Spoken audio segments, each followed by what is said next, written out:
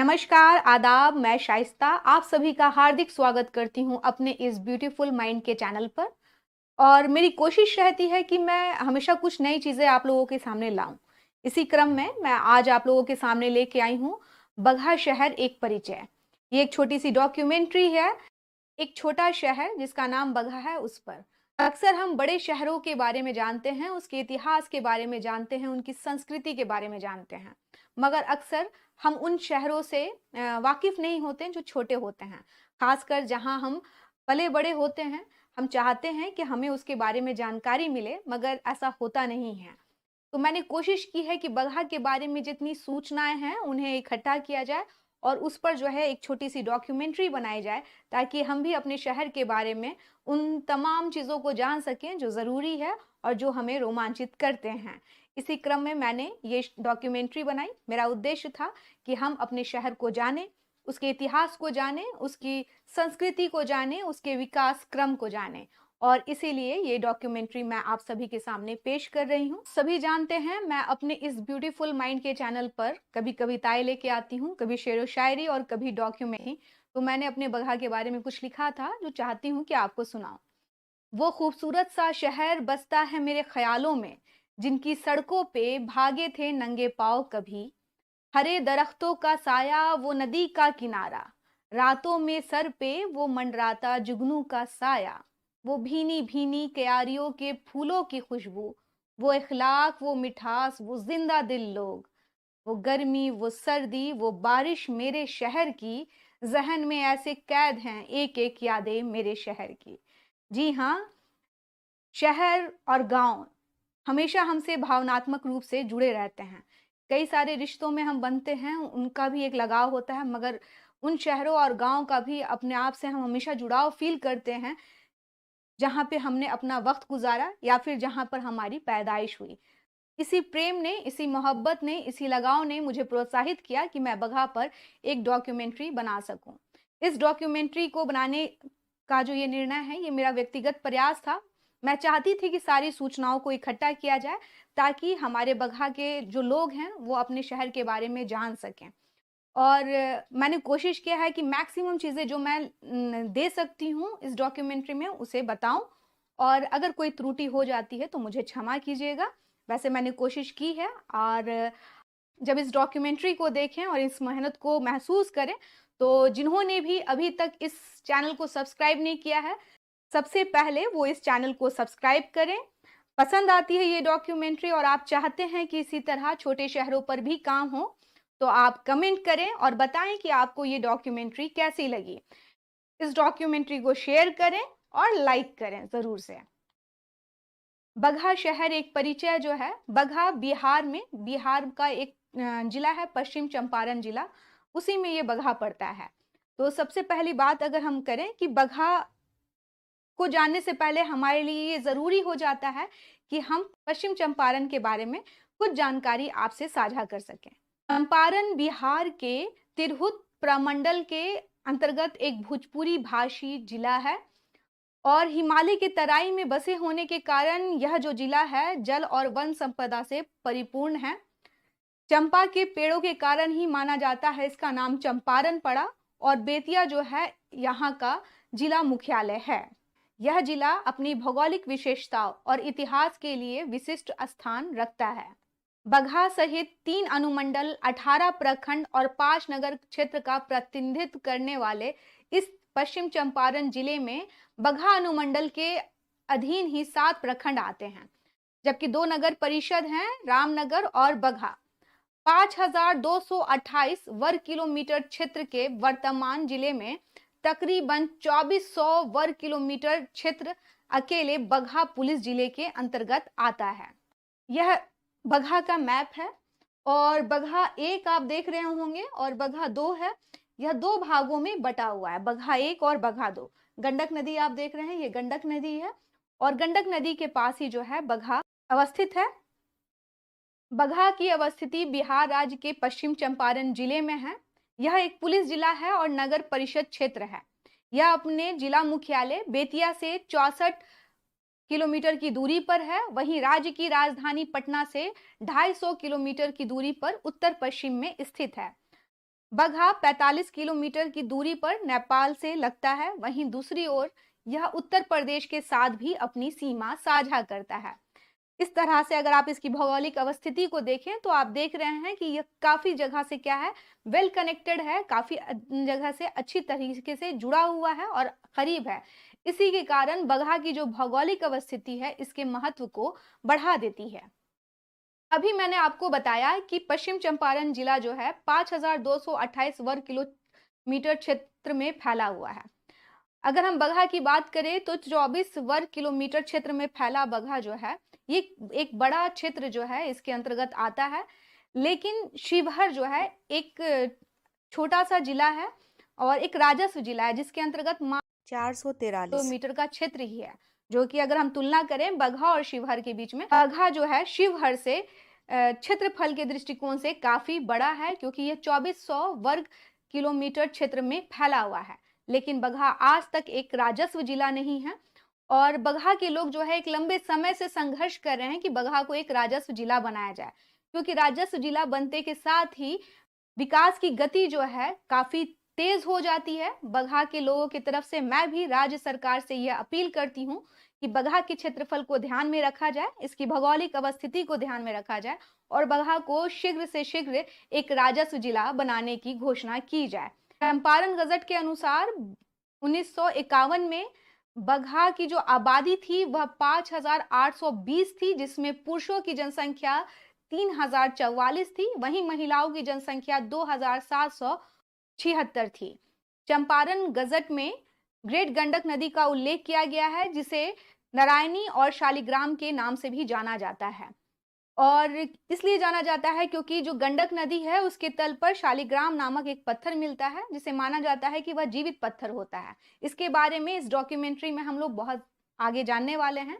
एक इससे वाकया भी जुड़ा हुआ है बगहा के संदर्भ में, तो हम उसके बारे में जानेंगे। चंपारण गजट के अनुसार बगहा का जो क्षेत्र है यह एक गन्ना क्षेत्र है और इसी के कारण जो है यहाँ पर एक बड़ी चीनी मिल की स्थापना की गई थी, जो आज़ादी से पहले ही यह स्थापित हुआ, जिसे हम बगहा चीनी मिल लिमिटेड के नाम से जानते हैं। और ये सारी इंफॉर्मेशन हमें चंपारण गजट बगहा के संदर्भ में देता है। 2011 की जनगणना की अगर हम बात करें तो बगहा शहर की आबादी लगभग 1,12,634 थी, जिनमें पुरुषों की आबादी 59,614 और महिलाओं की आबादी 53,020 थी। 2011 में साक्षरों की संख्या यहाँ पर 55,400 थी, जिनमें पुरुष जो साक्षरता थी 33,665, वहीं महिलाओं में साक्षरता दर 21,735 पाया गया। औसत साक्षरता की अगर हम बात करें तो 59.84% जो है यहाँ की औसत साक्षरता है। लिंग अनुपात अगर हम बात करें तो यहाँ पर 889 और वहीं बाल लिंग अनुपात जो है 950 है। बगहा की बात हो और गंडक नदी का जिक्र नहीं हो तो ये बेमानी बात होगी, क्योंकि आपने देखा कि जो बगहा का लोकेशन है वो पूरा का पूरा गंडक के किनारे ही बसा हुआ यह शहर है। माना जाता है कि गंडक नदी के किनारे बसा यह शहर जो है अतीत से लेकर वर्तमान तक इस नदी से प्रभावित होता रहा है। गंडक नदी का हमें सबसे पहले उल्लेख वैदिक ग्रंथों में मिलता है। शतपथ ब्राह्मण में विधेय माधव की कथा में जब हमें पता चलता है कि आर्यों का पश्चिम से पूर्व की ओर प्रसार हो रहा था, इसी क्रम में हमें पता चलता है कि पूर्व में जो है सदानीरा नदी जो है वह आर्यों की सीमा बनी। इसके आगे जो है आर्य नहीं जा पाए और सदानीरा नदी का उल्लेख जो है हमें शतपथ ब्राह्मण में मिलता है। मौखिक संकलन के अनुसार बगहा शहर का विकास गंडक नदी के आसपास बसे हुए गांवों से हुआ। हर साल आने वाली बाढ़ के कारण आसपास क्षेत्रों में बसे लोग बगहा की तरफ आते थे और इस तरह से बगहा बसता चला गया। इसीलिए मैंने आपसे कहा कि बगहा के विकास में गंडक नदी जो है उसे अतीत से लेकर वर्तमान तक उसे प्रभावित कर रहा है। बगहा शहर के विकास में यहाँ की चीनी मिल का भी बहुत योगदान है, जिसे नजरअंदाज नहीं किया जा सकता है। आजादी के पूर्व में ही स्थापित यह चीनी मिल जो है लोगों को रोजगार की दृष्टि से अपनी ओर आकर्षित करता रहा। दूर दराज के इलाकों से लोग जो है बगहा में आए और बसे और उन्होंने यहाँ पर अपनी सेवाएं दी। इस तरह से बगहा में जनसंख्या का जो घनत्व है धीरे धीरे बढ़ता चला गया। बगहा का क्षेत्र जंगलों का क्षेत्र भी कहा जाता है। बाघों की जनसंख्या अधिक होने के कारण इस शहर का नाम बगहा पड़ा। आज इसे सिटी ऑफ टाइगर भी कहते हैं। यहाँ के जो लोग हैं वो अपने आप को Bagaha as city of tiger के नाम से जो है अपने आप को कह के गौरवान्वित फील करते हैं। और जाहिर सी बात है कि बगहा के थोड़े दूर के बाद ही क्या होता है कि जंगल शुरू हो जाता है। और मैंने आपसे कहा कि ये पूरा का पूरा क्षेत्र ही एक तरह से जंगलों का क्षेत्र था। ये देखिए वाल्मीकि टाइगर रिजर्व आप देख रहे हैं, जिसकी तस्वीर आपको दिख रही होगी। आज बगहा और वाल्मीकि नगर के बीच में जो जंगल मिलता है उसे हम वाल्मीकि टाइगर रिजर्व के नाम से जानते हैं। यह एक बाघ संरक्षित क्षेत्र है। यह बगहा से मात्र 10 किलोमीटर की दूरी से ही शुरू हो जाता है। जब भी आप बगहा से वाल्मीकि नगर का सफर तय कर रहे होंगे तो लगातार मिलते जंगल से जो है आपका मन कहाँ खो जाएगा आपको पता ही नहीं चलेगा। अद्भुत हरियाली और मन मोहने वाली जो है सुंदरता जो है हमें किसी और ही जगह ले जाती है। तो कभी भी आप आएँ तो बगहा से वाल्मीकि नगर जो है आप सफ़र कर सकते हैं और सड़क मार्ग के द्वारा ही वाल्मीकि नगर जाया जा सकता है। तो आप वाल्मीकि नगर के लिए जब प्रस्थान करते हैं बगहा से तो आपको बहुत ही सुंदर दृश्य दिखाई देते हैं।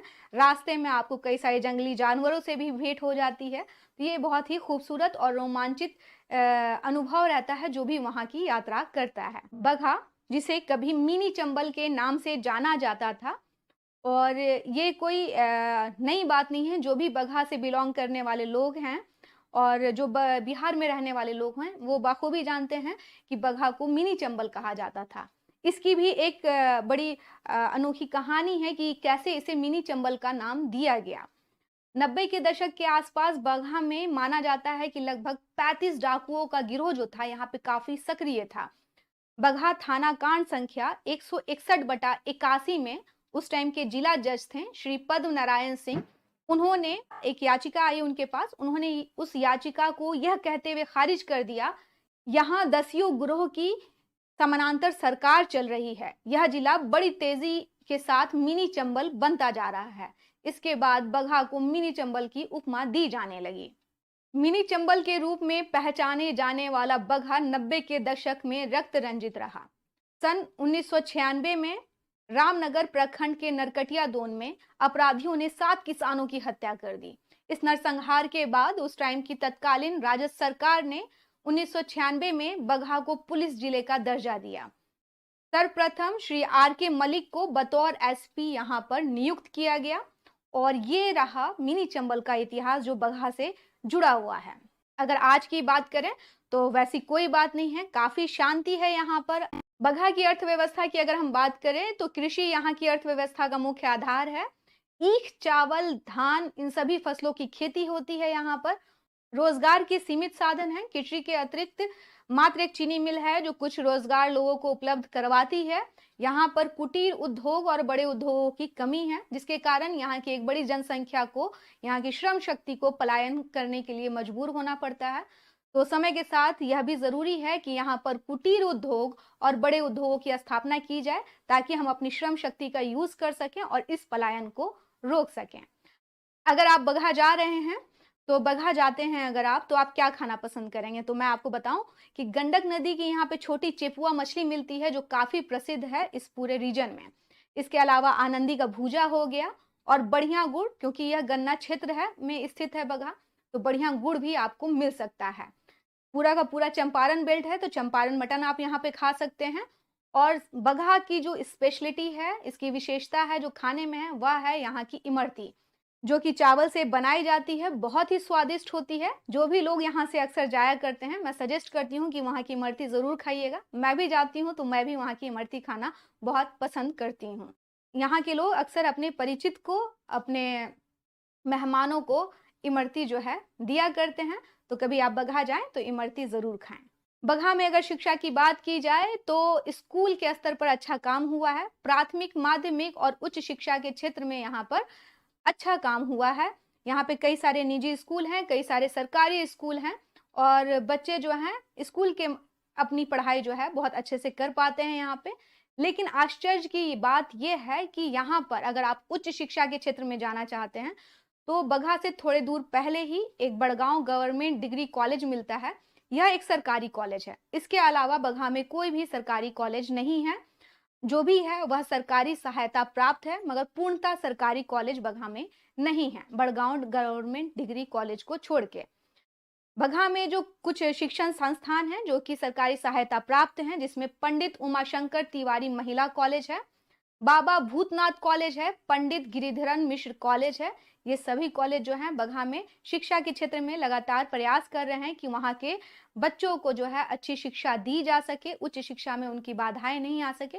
लेकिन सरकारी कॉलेज का अभाव जो है यहाँ के लोगों को हमेशा अखरता रहता है।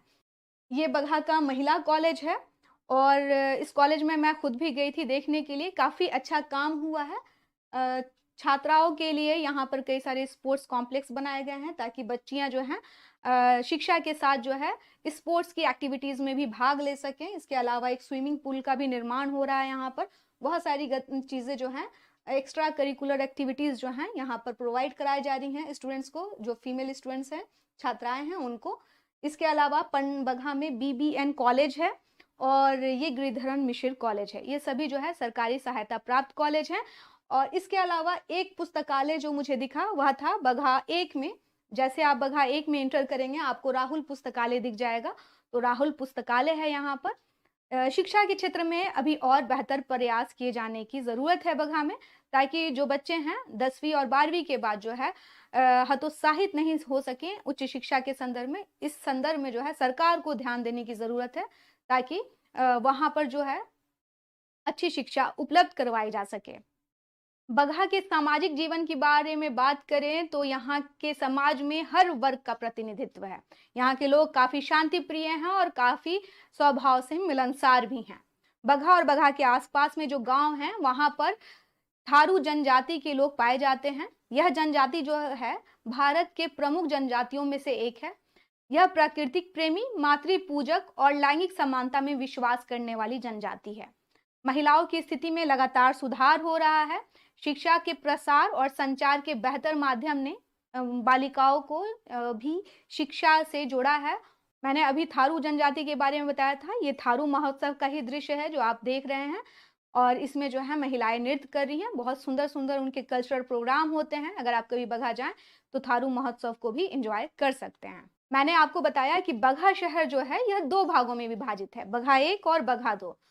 और बगहा जो 1 जो है माना जाता है कि ये एक पुराना शहर है। बाजार वहां पर उपलब्ध था जिसके कारण यह शहर जो है लगातार बसता चला गया।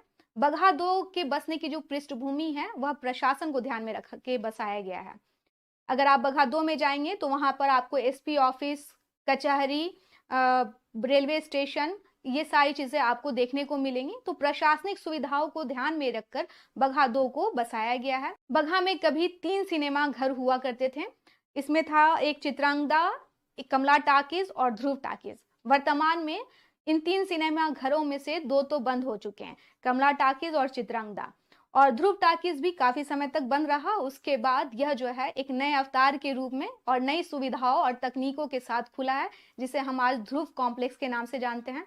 यहाँ के जो सिनेमा प्रेमी हैं उनके लिए मात्र एक साधन के रूप में ये मौजूद है जहाँ पे वो फिल्म का आनंद ले सकते हैं। समय के साथ विकास की धारा से जुड़ता हुआ बगहा आपको दिख जाता है। कभी यहाँ पर बिजली की अच्छी सुविधा नहीं थी, आज जो है बिजली की सुविधा बहुत अच्छी है। यहाँ पर सड़क जो है बहुत अच्छी हो चुकी हैं और लगभग बहुत अच्छी कनेक्टिविटी के साथ यह अपने जिला मुख्यालय हो जाए या फिर राजधानी, राज्य की राजधानी से जुड़ा हुआ है।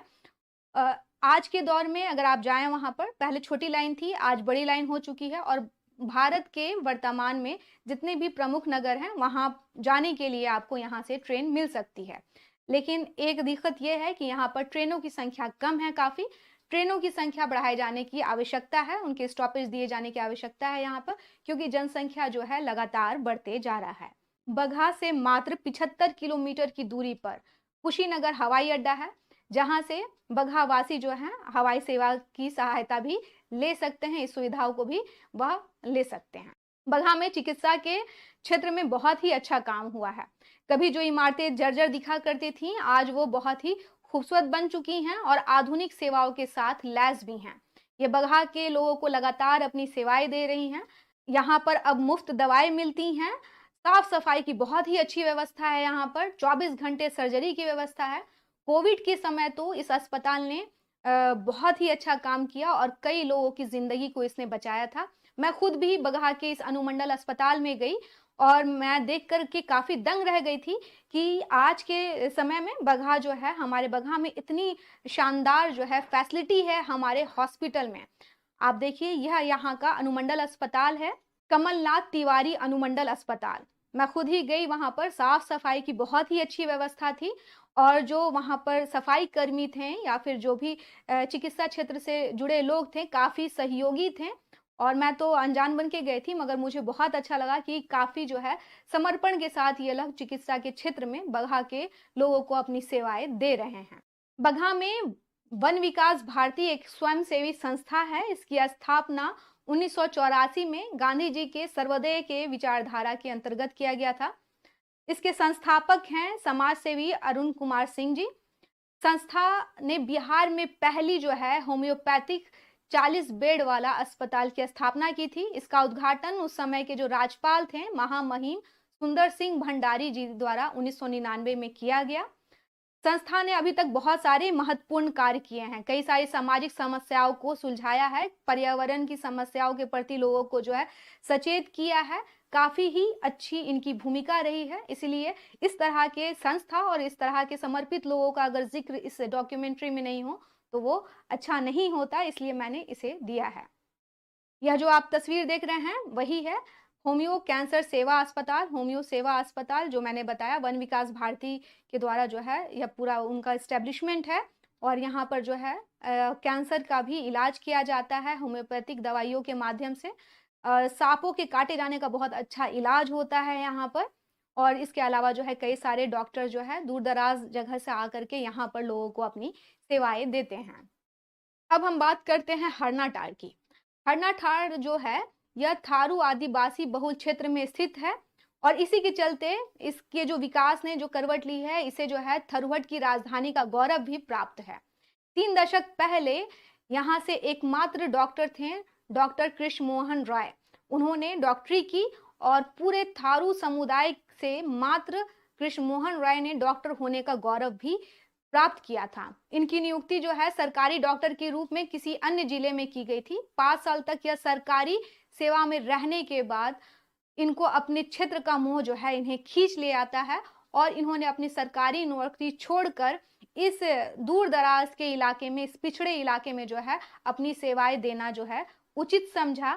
आज यहाँ कई अस्पताल हैं और कई क्लिनिक देखे जा सकते हैं, जहाँ पे कई अच्छे चिकित्सक अपनी सेवाएँ दे रहे हैं।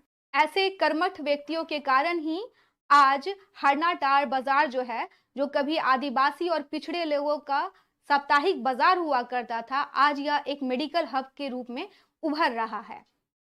बगहा के धार्मिक स्थल की बात करते हैं हम कि बगहा में अगर आप जाएँ तो कौन-कौन सी जगह आपको दिख जाएँगे धार्मिक स्थल के रूप में। तो अभी मैं आपको इस स्लाइड में जो है बहुत सारी जगह बताने वाली हूँ। अगर आप कभी जाने का आपका मन किया तो आप ज़रूर जाएँ वहाँ पर। बगहा के माँ चंडी का एक मंदिर है। राज्य में माता के कई जो हैं सिद्धिपीठ हैं, उनमें से एक है बगहा बेतिया मेन रोड पर मलपुरवा के पास माँ चंडी का मंदिर। पौराणिक कहानियां यह भी कहती हैं कि जब भगवान शिव माता सती के शव को लेकर तांडव करने लगे थे, इसके बाद पृथ्वी हिल गई थी। तब पूरी सृष्टि को बचाने के लिए भगवान विष्णु ने अपने सुदर्शन चक्र से 51 टुकड़ों में सती के शव को काटा। इसी दौरान इस स्थान पर माता का गाल गिरा था, जिस कारण यह काफी धार्मिक रूप से पवित्र स्थल माना जाता है।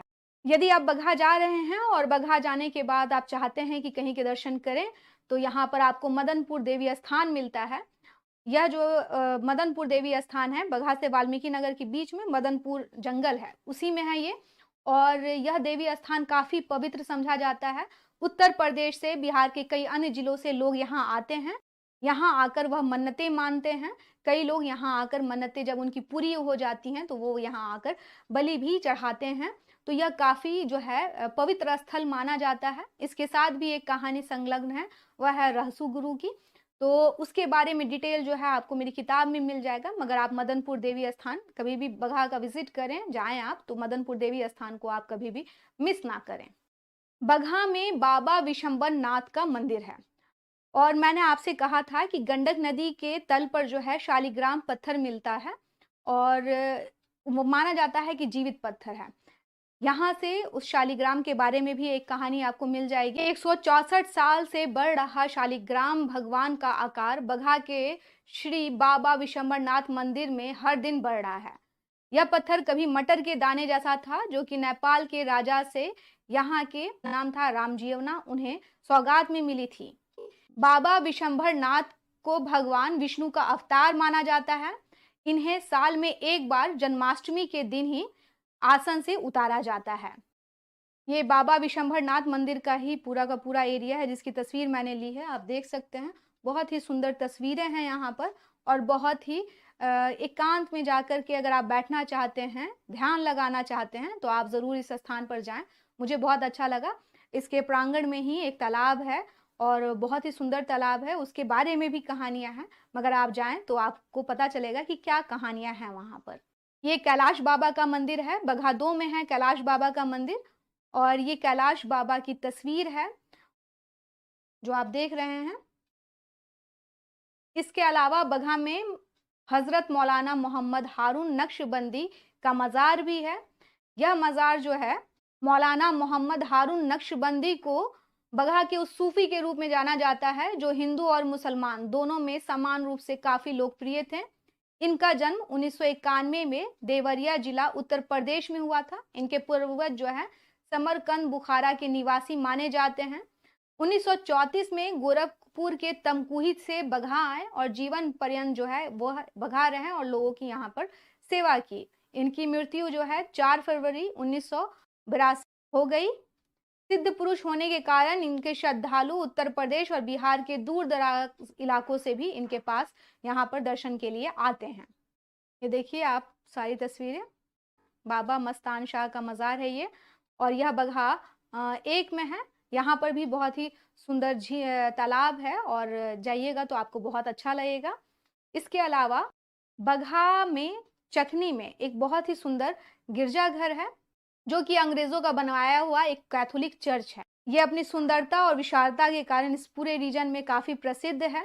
अक्सर जो है लोग 25 दिसंबर को 1 जनवरी को यहाँ जाते हैं, और बहुत ही शांति में और प्रकृति की गोद में बना हुआ बहुत ही सुंदर इमारत है। ये बहुत पावन जगह मानी जाती है, तो कभी आप जाएँ तो आप ज़रूर जाएँ।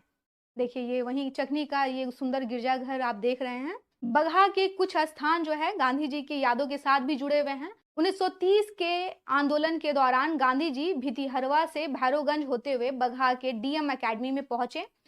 यहाँ पर आराम किया और स्नान किया। यहीं पर उन्होंने आगे की अपनी रणनीति भी बनाई। राष्ट्रपिता महात्मा गांधी की यादें बगहा शहर से जुड़ी हुई हैं।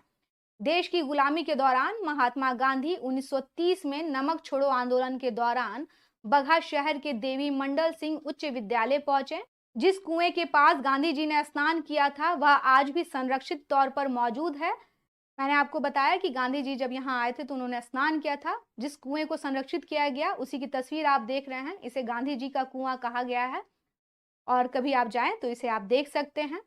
इसके अलावा आप देखिए बगहा का ऐतिहासिक स्थल है, ये कांग्रेसी मंदिर है, बहुत ही सुंदर है, मगर आज के दौर में यह खंडर में तब्दील हो चुका है। मैं यहाँ गई थी, और बहुत ही अच्छी जगह है, इसे संरक्षित करने की ज़रूरत भी है। माना जाता है कांग्रेसी मंदिर के बारे में कि रात्रि विश्राम के दौरान महात्मा गांधी जी जो थे वह कांग्रेसी मंदिर भी आए थे। डीएम एकेडमी से कांग्रेसी मंदिर लगभग 1 किलोमीटर की दूरी पर स्थित है। यह माना जाता है कि गर्म दल के कई नेता जो है यहाँ पर बैठ करके आंदोलन से जुड़ी हुई अपनी रणनीतियां बनाया करते थे। ये कांग्रेसी मंदिर है जो आप देख रहे हैं, बहुत ही सुंदर है और इसे संरक्षित किए जाने की ज़रूरत है। इसके अलावा बगहा 2 में कचहरी मंदिर भी है।